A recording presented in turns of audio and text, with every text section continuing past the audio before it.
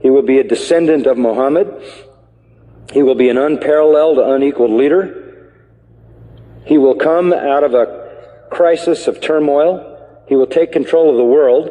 He will establish a new world order. He will destroy all who resist him. He will invade many nations. He will make a 7-year peace treaty with the Jews. He will conquer Israel and massacre the Jews. He will establish Islamic world headquarters at Jerusalem. He will rule for 7 years, establish Islam as the only religion. He will come on a white horse with supernatural power. He will be loved by all people on earth. So Jesus will return. Yes, Muslims believe that Jesus will come again. They believe in the return of Jesus. Not the true Jesus. The Jesus of Islam, not God, didn't die, didn't rise, didn't provide a sacrifice for sin, but he does return. He's a prophet. And he comes back, and he has one purpose when he comes back, and that is to assist and aid the Mahdi. He returns, listen to this, as a radical Muslim. He comes back as a radical Muslim. He will arrive, by the way, at a minaret near Damascus. And he will come back holding the wings of 2 angels who flew him down to meet the gathering army of the Mahdi. In the east, the army of the black flags.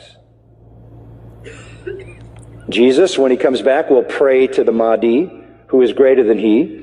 He will acknowledge the Mahdi as his Lord.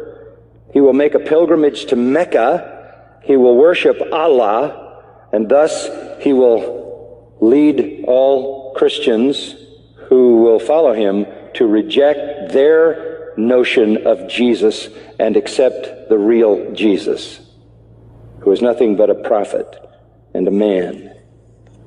He will establish worldwide Sharia law. He will become the greatest Muslim evangelist, and he will be the final witness on the day of judgment against non-Muslims. Christians everywhere will affirm that they were wrong, that the gospel is wrong, the New Testament is wrong. He didn't die, he didn't rise, he isn't God, he isn't the Son of God. He himself will come back and point out how wrong we've been. He will correct all misinterpretations and all misrepresentations. Let me quote what their literature says. He will shatter crosses. That's metaphoric for the destruction of the church, a symbol of Christianity being placed in the church. He will kill pigs. He will abolish the tax on non-Muslims because there won't be any living non-Muslims. Can't tax dead people. And then he will do one more thing. He will kill the Islamic Antichrist. He will kill the Islamic Antichrist. Then he will die and be buried by Muhammad, but not until he has destroyed Christianity by revealing who he really is. One of their writings says he espouses the cause of the Mahdi. He is the Mahdi's executioner. He is the Mahdi's enforcer. He is the Mahdi's prophet. And it is he who kills the Antichrist. That leads me to the third person. The Antichrist will show up. The Muslims call him Dajjal. He is the great deceiver. He comes to earth on a mule,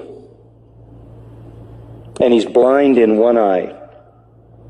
He is an infidel.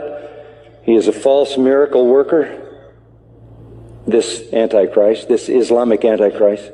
But you know who he claims to be? He claims to be Jesus, the Son of God. He claims to be deity.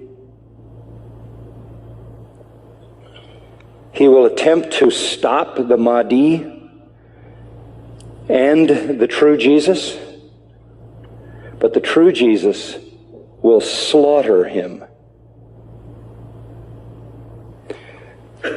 This is their view of the true Christ. Our Jesus is their Antichrist.